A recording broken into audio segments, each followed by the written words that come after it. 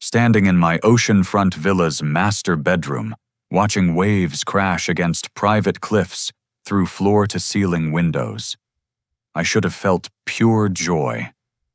10 years of grinding 80-hour weeks, living in studio apartments, eating ramen, while my parents lavished everything on my golden sister Rachel had led to this moment. Then my phone buzzed. Mom's contact photo filled the screen. My stomach dropped before I even answered, because after a decade of silence, there was only one reason they'd call now that I'd finally made it. I stared at the phone for 3 rings before accepting the inevitable. My mother's voice cut through the ocean breeze like a blade. "Pierce, darling, we saw your little house purchase on social media. No congratulations. No acknowledgement of the blood, sweat, and sleepless nights that built my software consulting business from nothing. Just that tone I remembered from childhood, the one that said I was about to lose something precious. Mom, it's been 3 years since we talked." I gripped the phone tighter, watching a seagull dive for fish outside my window. "How did you even get this number?" "Rachel gave it to me. She's been keeping track of your success." Of course she had. My golden sister always monitored what she considered rightfully hers. "Listen, honey, we need to discuss sharing your good fortune with family." The word sharing sent ice through my veins. I'd heard it countless times growing up. Share your college fund with Rachel. Share your graduation party with Rachel's wedding plans. Share your inheritance with Rachel's medical bills that somehow never materialized into actual medical treatment. "What do you mean, Mom?" I kept my voice steady, professional. The same tone that closed million-dollar deals with tech startups. "Well, Rachel's husband Derek lost his position at the software company last month. Budget cuts, you understand? They have 3 beautiful children who could benefit tremendously from ocean air. Much healthier than that cramped apartment they're renting." My father's gravelly voice joined the conversation. He must have grabbed the extension. "Son, you're living alone in a 4-bedroom house with 2 acres. That's selfish, especially when your sister's family needs space to heal and grow." Heal from what I wanted to scream. Rachel had sailed through life on a cloud of parental support, while I worked 2 jobs through college, graduated with honors, and built my business while she played house with her trust fund husband. "Dad, I just bought this place. I've been working toward this dream for 10 years. Dreams change, Pierce. Family obligations don't." His voice carried that familiar disappointment, the same tone he'd used when I chose computer science over law school, when I moved to California, instead of staying local, when I dared to want something they hadn't pre-approved. Rachel's sugary voice floated through the phone. "Hi, big brother. I know this seems sudden, but the children really need this. Emma has been having respiratory issues from city air pollution, and Brandon's asthma gets worse every summer. The doctor specifically recommended ocean environments for their development." I closed my eyes, remembering Emma's perfectly healthy lungs screaming through my last family visit 2 Christmas mornings ago, and Brandon's miraculous recovery from asthma whenever video games were involved. "Rachel, I understand you're going through difficulties, but this house means everything to me. More than family." The tears started. On cue, perfectly timed. "Pierce, I never asked you for anything growing up. I always supported your dreams, even when Mom and Dad thought you were wasting time with computers." Supported my dreams. She'd convinced our parents to give her my laptop for her art classes, then sold it to buy concert tickets. She'd borrowed my car so many times the engine died from neglect. She'd even talked them into canceling my high school graduation celebration because her boyfriend needed family support during his parents' divorce. "How long are we talking about?" I heard myself ask, hating the weakness creeping into my voice. Mom jumped back in. "Just until Derek finds new employment. Maybe 6 months, possibly longer depending on market conditions. You could stay in the guest quarters by the pool. Think of it as family time you've been missing. 6 months minimum in the guest quarters of my own house that I'd saved for, that I'd earned, that represented every sacrifice I'd made to escape their suffocating favoritism. They're planning to arrive Thursday, Dad announced. Derek rented a moving truck, and Rachel's already researched schools for the children. This transition will be much smoother if you're supportive instead of difficult. Thursday, 3 days away. They'd planned this entire takeover without consulting me, just assumed I'd comply like the obedient disappointment I'd always been. What if I say no? The words escaped before I could stop them. Silence stretched across the phone line like a drawn bowstring. When Mom finally spoke, her voice carried decades of practiced manipulation. Then you'll have made your choice, Pierce. Family or selfishness. Rachel's children or your oversized bachelor pad. We'll know exactly what kind of man our son really is, and frankly, we'll be disappointed but not surprised. Dad's voice joined hers in perfect harmony. Your sister sacrificed her career to raise those children. The least you can do is share your good fortune with the people who loved you first. Loved me first. They'd loved Rachel first, second, and always. I'd been the afterthought, the backup plan, the child who existed to make their golden daughter look better by comparison. I need time to think about this. What's to think about? Rachel's voice sharpened. Either you care about family, or you don't. Either my children matter to you, or they don't. Either you're the generous brother I've been telling them about, or you're the selfish stranger you've become. The line went quiet, except for ocean waves, and my thundering heartbeat. 10 years of building boundaries, 10 years of proving my worth, 10 years of believing I'd escaped their toxic dynamic. And here I was right back in the familiar position of choosing between my well-being and their approval. Fine. The word tasted like poison. Thursday works. Oh, wonderful. Mom's voice brightened immediately. You'll see how lovely this arrangement will be. Rachel's children will bring such joy to that lonely house. Lonely house. As if wanting space to breathe, to think, to exist without constant family judgment made me pathetic rather than healthy. After ending the call, I stood in my master bedroom for 20 minutes, watching waves crash against cliffs I'd specifically chosen for their beauty and isolation. My sanctuary violated before I'd even finished unpacking. But as I stared at my reflection in the window, something shifted inside me. I wasn't the powerless teenager they remembered. I was a successful businessman who'd learned to play strategic games with much smarter opponents than my manipulative family. If Rachel wanted my house, she could have it, but she'd discovered that some gifts come with consequences she never anticipated. Sleep eluded me that night. I spent hours pacing my hardwood floors, mind racing with possibilities. By dawn, I'd made several crucial decisions. My first call went to Marcus Rodriguez, my lawyer, and one of the few people who understood my family's toxic dynamics. We'd met during a business negotiation 3 years earlier, bonded over shared experiences with manipulative relatives. Pierce, what time is it? Marcus's groggy voice suggested I'd woken him. 6:30. I need legal advice and possibly bail money by the weekend. That got his attention. What did you do? I explained the situation while brewing coffee in my state-of-the-art kitchen, watching sunrise paint the ocean gold through panoramic windows. Marcus listened without interruption, occasionally making non-committal lawyer sounds. Legally, you own this property free and clear, he said finally. No mortgage, no liens, no outstanding claims. Your family has zero legal standing to demand anything. What if they refuse to leave? Then you file trespassing charges and have them forcibly removed. California property law strongly favors owners over squatters, even family squatters. Good to know. I sipped my coffee, mind already moving to phase 2. What about property damage? Document everything. Video photos, receipts for repairs. If they destroy your belongings, that's criminal vandalism regardless of family relationships. After hanging up, I called Sarah Chen, my property management specialist, who'd helped me find this place. Sarah understood luxury real estate and the personalities who could afford it. Pierce, congratulations again on closing How's Your First Week in Paradise. Complicated.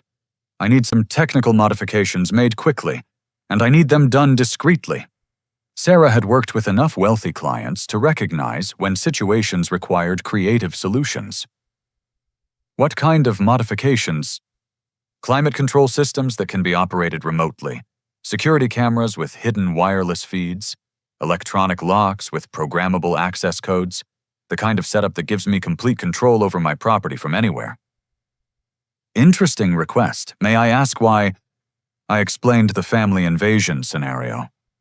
Sarah's silence told me she'd dealt with similar entitled relatives before. I know exactly who to call. Jake Morrison, our best contractor for sensitive situations. Discretion guaranteed work completed invisibly. He'll treat this like a high-end security upgrade. Perfect. Also, I need a comprehensive security system installed today, if possible. Something that records everything, backs up to cloud storage, and can't be easily disabled by house guests. Jake can handle that too. Expect his call within an hour. My next research project involved investigating Rachel's recent activities. Social media provided disturbing insights. 3 weeks ago, she'd posted photos of Ocean View Elementary School with the caption, "Researching options for our little angels." 2 weeks ago, Derek had checked in at several businesses near my house, allegedly job hunting, but really location scouting. They'd been planning this invasion for over a month, assuming I'd surrender my property without resistance. The presumption stung worse than the betrayal. Jake Morrison arrived at 10 a.m., a weathered contractor with intelligent eyes and calloused hands. He walked through my house, nodding thoughtfully at my requirements. "You want full remote access to every system," he summarized. "Climate lighting, water pressure, electrical outlets, internet security, plus hidden cameras in every major room excluding bedrooms and bathrooms for legal reasons." Exactly. I want to know everything that happens in my house, and I want to control their comfort level from anywhere. Jake grinned. "Smart home technology meets protective property owner. I can have this installed by Wednesday night, tested and operational before your guests arrive." Guests. Right. I signed his contract and wrote a substantial check. One more thing. Can these systems malfunction randomly temporary glitches that seem mechanical rather than intentional? Absolutely. Smart home systems are notoriously unreliable when you want them to be. While Jake's crew installed my defensive measures, I visited Oceanside Security Solutions downtown. The manager, Tom Bradley, specialized in high-end residential protection. "I need a system that documents everything without being obvious about it," I explained. "Think of it as insurance against false accusations." Tom understood immediately. Domestic situation requiring evidence collection. We see this frequently with divorces and family disputes.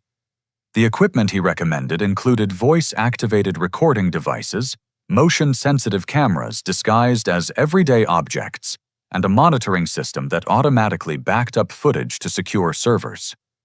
"Your coverage will be comprehensive but invisible," Tom assured me. "If anything significant happens, you'll have courtroom-quality evidence." Wednesday morning brought frantic activity. Jake's team finished their installations while I transferred my most valuable possessions to a climate-controlled storage unit across town. My art collection, rare books, expensive electronics, and sentimental items disappeared into secure storage. I also moved my essential belongings to the pool house, a charming guest cottage that Jake had equipped with its own independent utilities and security system. If my family wanted the main house, they could have it. I'd be watching from my fortress, gathering evidence for the inevitable legal proceedings. My final preparation involved a visit to the Oceanside Police Department.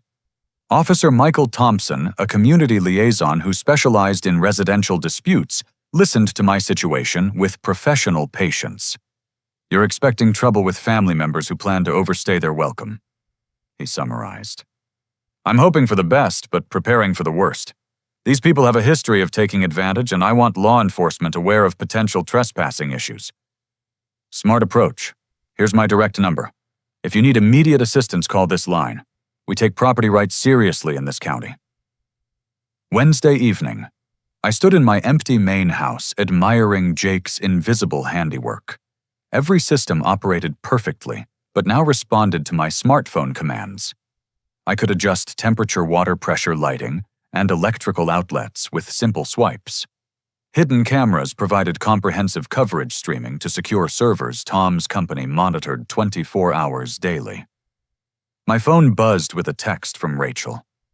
"So excited for tomorrow, the kids can't wait to see Uncle Pierce's amazing house.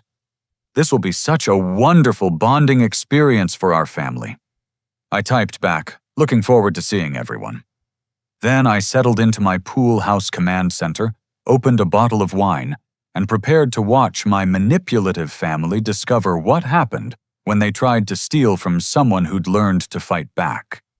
Thursday arrived with crystalline skies and gentle ocean breezes, the kind of perfect California morning that belonged in tourism brochures. I watched from my pool house window as a black Escalade and enormous moving truck navigated my circular driveway at exactly 10 a.m.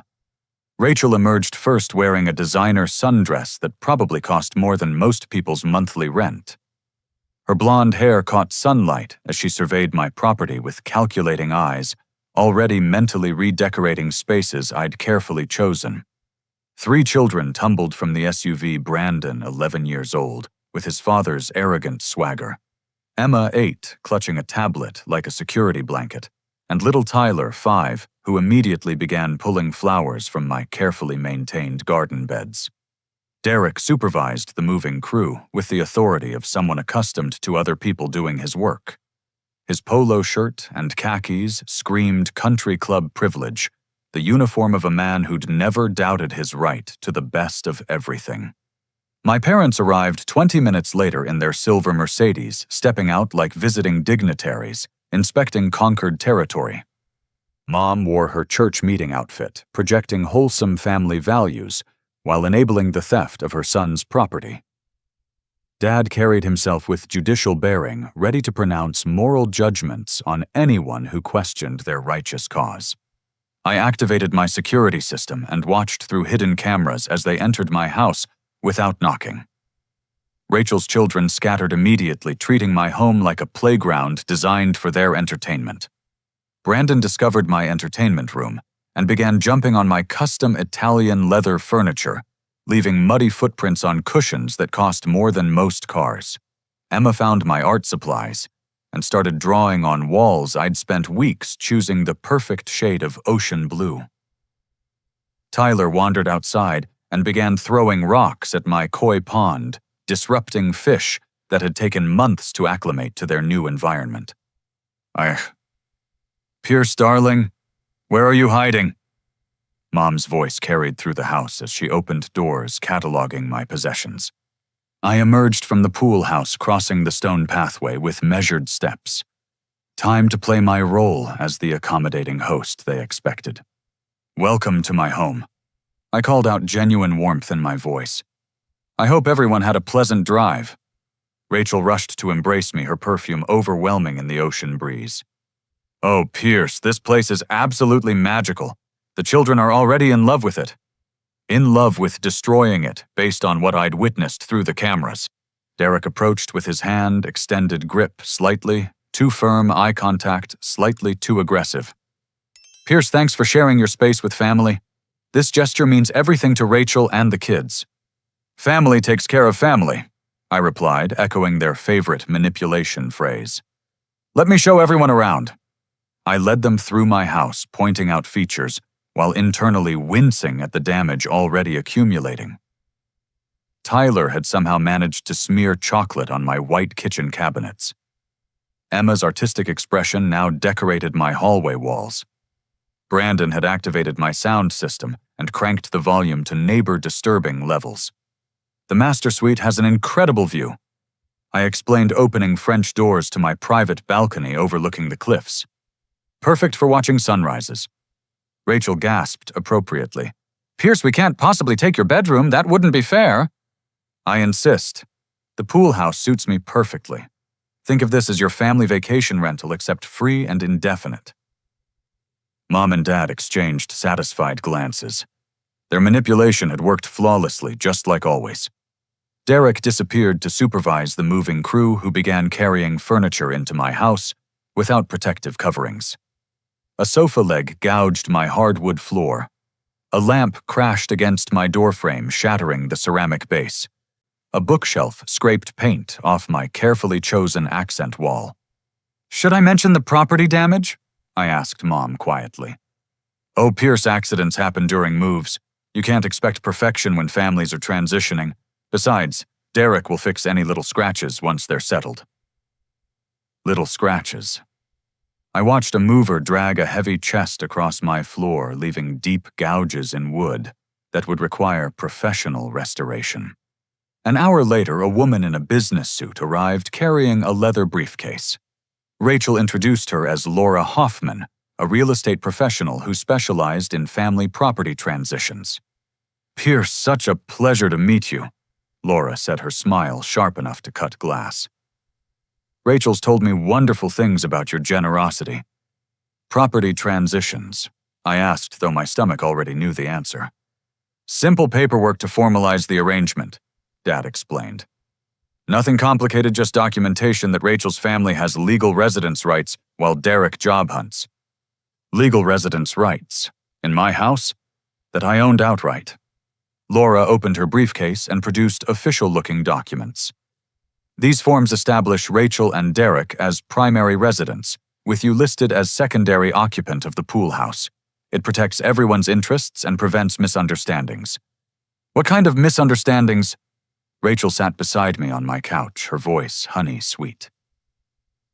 "Well, if anything happened to you, God forbid the children would need housing stability. This paperwork ensures they wouldn't be displaced during grief and uncertainty. If anything happened to me, like they were already planning my funeral." Derek returned from directing the movers, sweat staining his expensive shirt.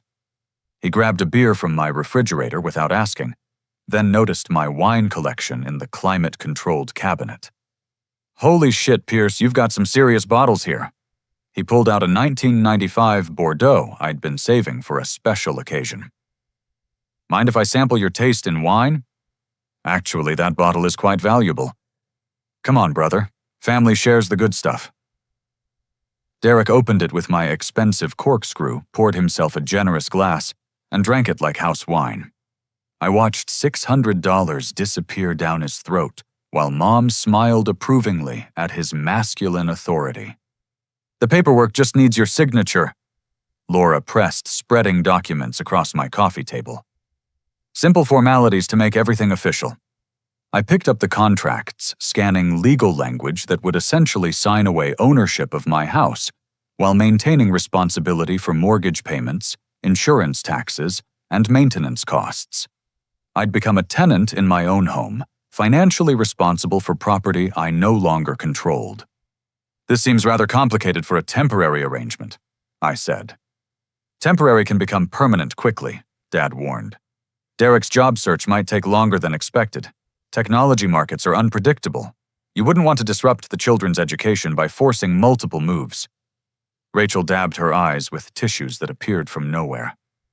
"Pierce, I never wanted to burden you, but the children's stability has to come first. They've already been through so much with Derek's layoff and my health issues." Health issues I'd never heard mentioned before. "Perhaps I should have my lawyer review these documents before signing." The temperature in the room dropped noticeably. Derek's jaw tightened. Dad's eyes flashed with familiar disappointment. Mom's mouth formed a thin line of disapproval. "Lawyers complicate simple family arrangements," Dad said. "This is about trust, Pierce, about proving you truly care about your sister's children. If you need legal review for family paperwork, maybe we misunderstood your commitment to this arrangement." Derek added his voice, carrying an edge of threat. I looked around my house, now filled with boxes, damaged furniture, and children who treated my property like a destruction playground. Rachel clutched my arm with desperate intensity. Mom and Dad watched with expectant eyes. Laura tapped her pen impatiently. "I appreciate everyone's understanding," I said finally, "but I need some time to process everything. This has all happened very quickly." "How much time?" Rachel's voice cracked with theatrical emotion. "Just overnight. I'll have an answer tomorrow." Derek stepped closer, his beer breath overwhelming. Pierce, my family needs stability. We've already arranged school enrollments, established mail forwarding, and committed to this living situation. You can't leave us hanging because of cold feet. One night, I repeated firmly. That's all I'm asking. I excused myself, walking to the pool house, while my family stared after me with expressions ranging from disappointed to hostile. Once inside my sanctuary, I activated my security cameras and settled in to watch their true personalities emerge. The show began immediately. From my pool house command center, I watched my family's behavior change the moment they thought I couldn't see them. Derek's friendly facade disappeared as he prowled through my house, opening drawers, examining my belongings, evaluating my possessions like items at an estate sale. This guy's loaded, he told Rachel, holding up my Rolex. Look at this watch, $15,000 minimum. Rachel joined him in my bedroom, rifling through my closet. His business must be doing incredibly well. Look at these suits. Pierce always dressed like a college student. We should have done this years ago, Derek continued. Your brother's been living like a king while we struggle with kids and bills. Struggle with kids and bills, Derek's social media showed country club memberships, expensive vacations, and luxury purchases funded by gifts from his wealthy parents. Mom and Dad explored my kitchen, opening cabinets and commenting on my food choices. He's got $100 bottles of olive oil, Dad observed. Always was wasteful with money. This kitchen could feed a small restaurant, Mom added. Such extravagance for one person. Meanwhile, the children continued their destruction campaign. Brandon found my home office and began pulling books from shelves, leaving them scattered across my Persian rug. Emma discovered my bathroom and used my expensive skincare products to give her dolls spa treatments. Tyler somehow accessed my art supplies and began finger painting my sliding glass doors. Time to test my upgraded systems. I activated the first phase through my smartphone app. Within minutes, water pressure throughout the main house dropped to a weak trickle. The air conditioning began cycling off every few minutes, leaving the interior temperature climbing toward uncomfortable levels. Rachel noticed first. Derek, the shower pressure is terrible. I can barely rinse shampoo out of my hair. Must be the water pump. Derek replied, though he clearly knew nothing about residential water systems. Pierce probably has old equipment. The temperature rose steadily as my programmed malfunctions continued. By evening, the main house registered 85 degrees, while my pool house maintained perfect climate control. Emma started crying about the heat. Tyler stripped off his clothes and refused to get dressed. Brandon complained loudly about everything from the water pressure to the internet speed, which I'd reduced to barely functional levels. Derek tried calling repair services, but the companies I'd pre-arranged with kept pushing appointments back due to scheduling conflicts, parts availability, and other creative delays. This is ridiculous, Rachel complained to her parents. How can Pierce live with such unreliable systems? Perhaps the house isn't as well maintained as it appears, Mom suggested. Men living alone often neglect important maintenance. Dad nodded sagely. Pierce always was careless with responsibility. Remember his college dorm? I did remember. I'd kept my dorm room spotless while Rachel's apartment looked like a tornado had blown through it. But somehow I'd earned the reputation as the messy one. As night fell, the situation deteriorated further. Electrical outlets began working intermittently, making it impossible to charge devices or run appliances consistently. The Wi-Fi connection became sporadic, cutting out during Derek's job interview video calls. This is sabotage, Derek announced during an emergency family meeting in my living room. Pierce is doing this intentionally. That's a serious accusation, Dad replied. Pierce wouldn't deliberately undermine family arrangements. Wouldn't he? Derek's voice rose. He was reluctant about the paperwork now. Suddenly everything breaks down. That's not coincidence. Rachel tried to mediate. Maybe we should talk to Pierce directly, ask if he knows about these problems. I entered right on cue, carrying a toolbox and wearing my most concerned expression. I heard you're having system issues, I said. Let me check the main electrical panel. I spent 20 minutes examining connections, testing outlets, and making thoughtful noises while secretly enjoying my performance. These problems seem related to power fluctuations, I concluded. Probably caused by the recent installation of new smart home systems. Sometimes there are compatibility issues with older wiring. Can you fix it? Rachel asked hopefully. I'll need professional electricians, HVAC specialists, and probably a plumbing contractor. Unfortunately, good technicians are booked weeks in advance during summer months. Derek's face darkened. Weeks we can't live without air conditioning and proper water pressure for weeks. I could arrange temporary hotel accommodations. I offered generously. There's a lovely resort about 20 minutes inland. Absolutely not, Mom declared. Hotels cost hundreds per night for a family of 5. The children need stability, Rachel added. Moving them again would be traumatic. Then we'll make do until repairs are completed, Dad decided. A little discomfort builds character. Easy for him to say. He'd be sleeping in his climate-controlled house while Rachel's family sweated through 90-degree nights. Derek cornered me privately as I prepared to return to the pool house. Pierce, I know what you're doing. I'm sorry. The house problems. The convenient repair delays. You're trying to make us leave. I met his aggressive stare with innocent confusion. Derek, I want this arrangement to work for everyone. Why would I sabotage my own house? Because you're still the selfish little brother who never learned to share. That's hurtful, but not accurate. I'm doing everything possible to make your family comfortable. Derek stepped closer, beer on his breath, despite the early hour. If I find out you're causing these problems intentionally, there will be consequences. What kind of consequences? The kind that teach spoiled rich boys about family respect. I smiled and patted his shoulder in a brotherly manner. Derek's stress makes people say things they don't mean. Why don't you get some rest? Tomorrow will be better. As I walked away, I heard him punch my wall in frustration. Another property damage incident for my growing evidence file. Back in my pool house, I reviewed security footage from the day. Derek drinking my wine, Rachel going through my personal belongings, the children destroying my property, my parents enabling every violation of basic respect and boundaries.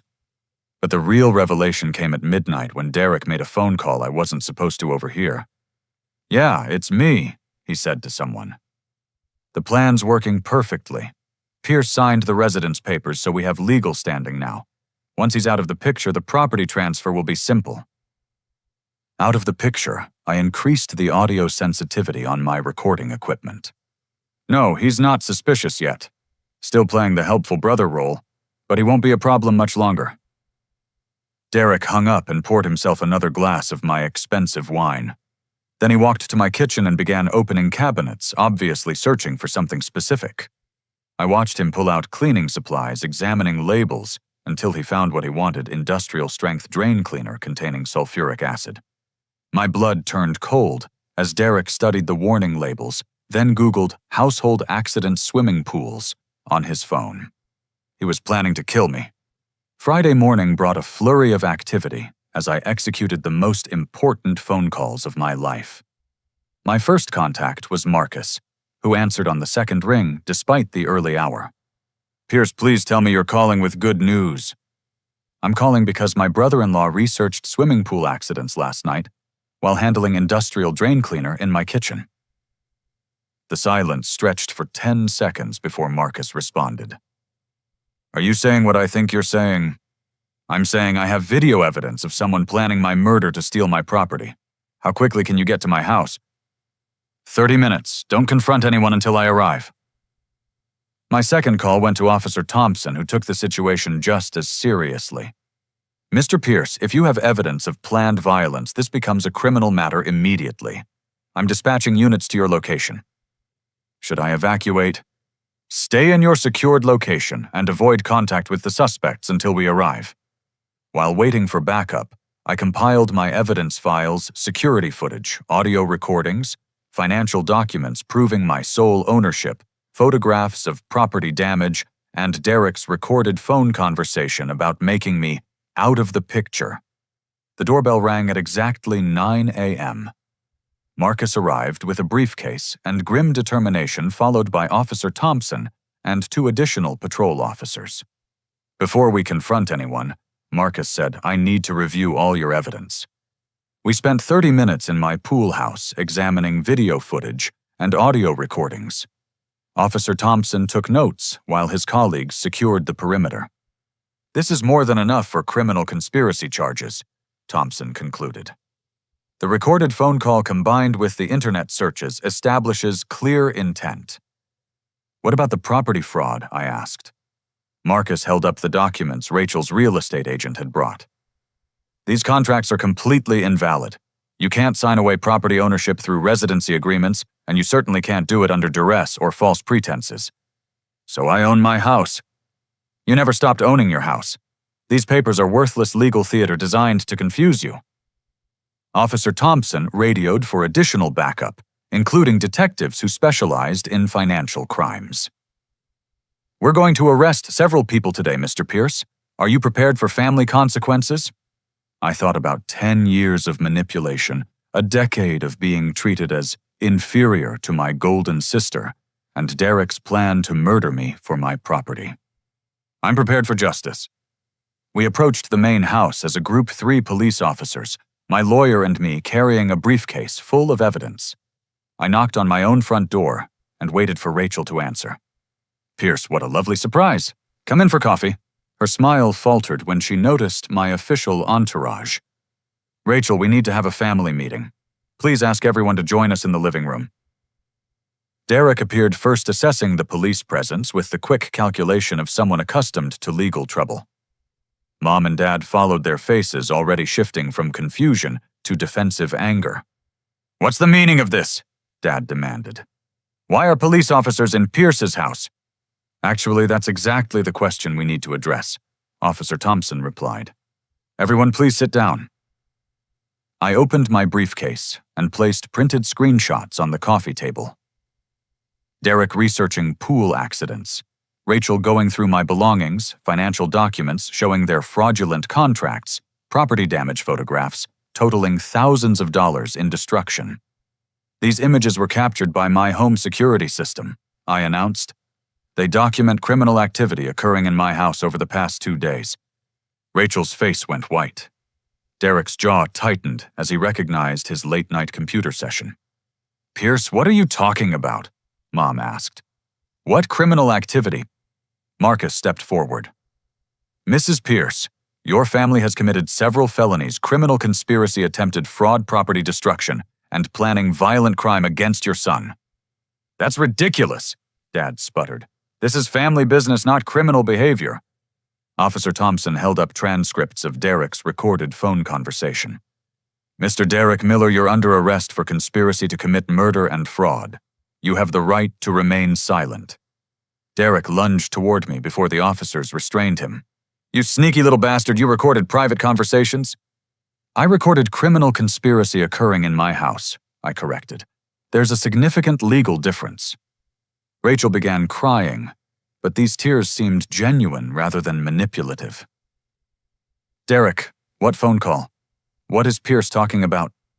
The officers read Derek his rights while handcuffing him. His face cycled through rage, denial, and finally desperate calculation. "This is entrapment," he shouted. "Pierce set us up with fake house problems." "Actually," Marcus replied, "property owners have the right to monitor their own houses, and homeowners can adjust their own utility systems however they choose." Mom and Dad watched their son-in-law get arrested with expressions of dawning horror. Their perfect family narrative was collapsing in real time. "Rachel Pierce Miller," Officer Thompson continued, "you're under arrest for conspiracy to commit fraud and property destruction." "I didn't destroy anything," Rachel protested as they handcuffed her. I pointed to photographs of her children's vandalism and her own searching through my belongings. These images show family members systematically damaging my property while planning to steal it legally. Dad stepped forward with his judicial bearing. This is a civil family matter that should be resolved privately." "Wrong," Marcus replied. "Conspiracy to commit murder is never a civil matter. Neither is property fraud involving forged legal documents." Laura Hoffman, the fake real estate agent, was arrested as she tried to leave through my back door. Her briefcase contained similar fraudulent contracts prepared for other potential victims. As police led my family members away in handcuffs, I felt something I hadn't experienced in decades: complete freedom from their manipulation. But Rachel's children remained crying and confused as their parents disappeared into police cars. "Uncle Pierce." Emma sobbed. "Why did they take Mommy and Daddy?" I knelt beside the three kids, choosing my words carefully. "Your parents made some bad choices about other people's property. They need to talk to lawyers and judges about fixing their mistakes." "Are we going to jail too?" Brandon asked, his earlier arrogance replaced by genuine fear. "No, sweetheart. Children don't go to jail for adult mistakes. Your grandparents will take care of you while your parents sort this out." Mom and Dad stood in my driveway watching their carefully constructed family mythology crumble. For the first time in my life, they looked genuinely ashamed. "Pierce," Mom said quietly. "We had no idea Derek was planning something violent." "But you knew about the property fraud," I replied. "You encouraged it, enabled it, and pressured me to sign illegal documents." Dad's shoulders sagged with defeated recognition. "We've made terrible mistakes." "Yes, you have. For 30 years, you've treated me as inferior to Rachel, while enabling her increasingly destructive behavior. Now your golden child faces prison time because you never taught her boundaries or consequences." As social services arrived to arrange temporary custody of Rachel's children, I made my final decision about family relationships. The cycle of manipulation was broken. Justice had been served. And for the first time in my adult life, I was completely free to build my own happiness. The next 72 hours transformed my life more dramatically than the previous decade combined. News of the arrests spread through our small community with the speed of social media, creating a spectacle my family had never anticipated when they planned their property theft. Rachel and Derek spent the weekend in county jail, unable to make bail due to the severity of charges. Derek faced potential murder conspiracy charges, carrying 25 years to life, while Rachel's fraud and property destruction charges could result in 5 to 7 years imprisonment. Their children stayed with my parents, who suddenly found themselves responsible for 3 confused, traumatized kids, without any of the support systems they'd dismantled over years of enabling Derek and Rachel's irresponsible behavior. Monday morning brought a parade of moving trucks as court-ordered property removal began. Everything my family had brought into my house had to be removed under police supervision, with each item cataloged for potential evidence. I watched from my pool house as movers loaded furniture boxes and belongings back onto trucks. Derek's expensive golf clubs, Rachel's designer clothing toys the children had scattered throughout my property, all of it disappearing as quickly as it had arrived. The most satisfying moment came when they removed the fraudulent legal documents Laura Hoffman had prepared. Marcus stood beside the moving supervisor, ensuring every piece of fake paperwork was collected for prosecution evidence. Mom called from my driveway around noon. "May we speak privately?" I met them beside my fountain where Tyler had killed several expensive koi fish just days earlier. "We owe you an enormous apology." Dad began his usual judicial confidence, replaced by genuine humility. "We enabled behavior that could have gotten you killed."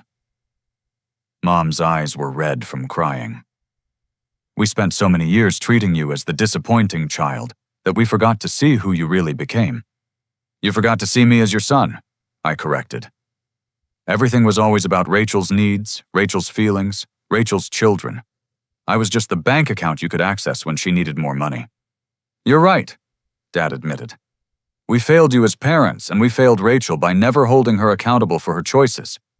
"Where will the children go?" I asked, because despite everything, Brandon, Emma, and Tyler were innocent victims of their parents' crimes. With us for now, Mom replied. Social services approved temporary custody pending trial outcomes. Can you handle 3 children? Dad laughed bitterly. Honestly, we have no idea. We spent decades giving Rachel money to hire nannies and housekeepers instead of learning to actually parent. Now we're 70 years old trying to care for kids we spoiled from a distance. The irony was devastating. My parents had enabled their daughter's irresponsibility so thoroughly that they couldn't provide competent care for their own grandchildren. What about Derek's family? I asked. His parents disowned him the moment they heard about the murder conspiracy, Mom explained. Apparently, this wasn't his first legal trouble. They've been covering up his problems for years. As the moving trucks departed, I surveyed my house and grounds. Professional cleaning crews would arrive tomorrow to repair the damage, but the emotional restoration felt more significant than any physical repairs. My phone rang Tuesday morning with news that changed everything. Pierce, it's Marcus. We need to talk immediately. Good news or bad news? Devastating news for your family. Derek's phone records show he contacted a professional crime consultant about making your death look accidental. My blood chilled. Professional crime consultant? Someone who specializes in insurance fraud murders. Derek wasn't just fantasizing about killing you. He was getting professional guidance on methods that would avoid police suspicion. How do you murder someone without police suspicion? Apparently drowning in your own pool during late-night swimming. No witnesses, no obvious signs of foul play, especially if the victim has been drinking your expensive wine. I sat down heavily, realizing how close I'd come to becoming a statistic. Derek had planned every detail of my murder while my parents encouraged him to take over my property. There's more, Marcus continued. Police found similar consultation records on Derek's computer going back 6 months. He's been researching your financial situation, your property value, your insurance policies. This wasn't a spur-of-the-moment decision. 6 months of planning to kill me! And Rachel knew. Text messages between them discussed timing the property transfer to occur shortly after your accident. She was an active participant in planning your murder. The betrayal cut deeper than any childhood favoritism or adult manipulation. My sister had helped plan my death, so her children could inherit my house. Wednesday brought Derek's arraignment, where he pled not guilty to all charges despite overwhelming evidence. His court-appointed lawyer argued that planning wasn't the same as acting that thought crimes shouldn't carry attempted murder penalties. The prosecutor disagreed. Derek's consultation with crime professionals combined with his research and preparation constituted conspiracy to commit murder under California law. Rachel's arraignment Thursday morning proved equally dramatic. Presented with evidence of her text messages discussing my planned accident, she broke down completely. I never wanted Pierce to die. She sobbed to the judge. Derek said it would look natural that no one would get hurt. Her lawyer immediately requested a recess to explain that his client had just confessed to conspiracy charges on public record. By Friday, both Derek and Rachel were seeking plea agreements. Derek faced life imprisonment without parole, while Rachel could receive 25 years for conspiracy to commit murder. The local newspaper covered every detail of their trials under headlines like "Family Greed Leads to Murder Plot" and "Brother's Success Triggers Deadly Betrayal." Our story became a cautionary tale about family manipulation and the dangerous consequences of enabling destructive behavior. But the most profound change occurred in my relationship with my parents. Saturday evening, they requested another meeting in my driveway. This time they brought Brandon, Emma, and Tyler, who ran to me with genuine affection, despite everything their parents had done. Uncle Pierce's grandma says Mommy and Daddy did bad things, Emma said, climbing onto my lap. But we still love you. Looking at those innocent faces, I realized the children were victims too. They needed stability and love, not punishment for their parents' crimes. I love you too, sweetheart. This isn't your fault, and nothing will change how much I care about you. Mom and Dad watched our interaction with expressions mixing hope and desperation. Pierce, Dad said quietly, we know we have no right to ask anything of you after what we've done. But we're too old to raise 3 young children properly, Mom continued. We were wondering if you might consider helping with their care.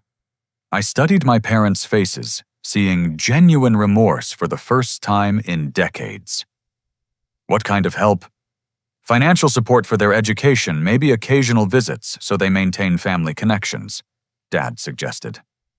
We'll handle daily care, but they could benefit from knowing their successful uncle. The uncle whose murder their parents planned. Mom winced. They don't know those details, and we pray they never will. But they need positive male role models, and you're the only family member who can provide that. I looked at Brandon, Emma, and Tyler, 3 children whose lives had been shattered by their parents' greed and my parents' enabling. They deserved better than the toxic family dynamics that had nearly destroyed us all. I'll help with their education and provide occasional guidance, I decided. But you'll need family therapy to break the patterns that created this disaster. Dad nodded immediately. Already arranged. We start counseling next week. As my parents drove away with the children, I stood in my driveway watching the sunset paint the ocean gold. Justice had been served, but healing would take much longer. My family had finally learned the consequences of their choices. Now I could begin building the healthy life I'd always deserved. 3 months later, my oceanfront villa felt like home for the first time since I'd purchased it. Professional restoration had erased every trace of my family's destructive visit, leaving my house more beautiful than ever. The legal proceedings concluded with perfect justice. Derek received 30 years to life for conspiracy to commit murder, while Rachel was sentenced to 15 years for her role in planning my death. Both would serve their time in different facilities, their marriage effectively over. Laura Hoffman, their real estate accomplice, received 7 years for fraud conspiracy. Investigation revealed she'd targeted other wealthy individuals with similar property theft schemes, using family relationships to bypass normal legal protections. My parents completed 6 months of intensive family therapy before I agreed to supervised visits with Rachel's children. The therapist helped them understand how their favoritism had created the toxic dynamics that nearly resulted in my murder. We turned Rachel into a monster by never holding her accountable. Mom admitted during our first family dinner in my restored dining room. We taught her that wanting something meant she deserved to have it regardless of who got hurt. Dad nodded sadly. We were so afraid of disappointing our golden child that we ignored how our favoritism was damaging both of you. Brandon, Emma, and Tyler adapted surprisingly well to their new reality. Living with grandparents who finally learned appropriate boundaries provided them with structure they'd never experienced. They visited me monthly, treating my house with respect and genuine appreciation. Uncle Pierce, Brandon said during a beach walk in December. Mom and Dad did really bad things, didn't they? I chose my words carefully. Your parents made choices that hurt people. Sometimes adults make mistakes they can't fix. Will they ever come home? Not for many years, sweetheart. But that doesn't mean you're loved any less. Emma, now attending the local elementary school, surprised everyone with her academic potential once her destructive behavior was addressed through therapy. Tyler thrived with consistent rules and consequences his parents had never provided. The children's progress reinforced my belief that healthy boundaries create safety rather than limitation. My business flourished during the months following my family's arrests. The stress relief of escaping their manipulation freed creative energy I'd been unconsciously suppressing for years. I landed several major contracts and hired additional consultants to handle increasing demand. More importantly, I began developing genuine relationships unburdened by family obligations. Sarah Chen, my property manager, had become much more than a professional contact. Our coffee meetings evolved into dinner dates, then weekend trips exploring California's coast. She understood both the value of beautiful spaces and the importance of protecting them from people who didn't appreciate their worth. You've changed, she observed during a sunset dinner on my balcony in January. You seem more relaxed, more confident. I feel free for the first time in my adult life, I replied. No more walking on eggshells around family members who saw me as a resource rather than a person. Do you miss them? I considered the question honestly. I miss the idea of loving family relationships, but I don't miss the manipulation, the guilt trips, or the constant feeling that my worth depended on what I could provide for Rachel. Sarah smiled. And now I know that people who truly love you support your success, instead of trying to steal it. My relationship with Marcus also deepened beyond professional necessity. He became a genuine friend who understood the challenges of breaking free from toxic family dynamics. You did something incredibly brave, he told me during a beach barbecue in February. Most people would have signed those papers, given up the house, and spent years resenting their family while enabling more abuse. I got lucky with the security system, I replied. Without evidence, Derek and Rachel might have succeeded. Luck had nothing to do with it. You prepared strategically because you finally valued yourself enough to fight back. Officer Thompson visited occasionally, checking on my well-being and sharing updates about similar cases.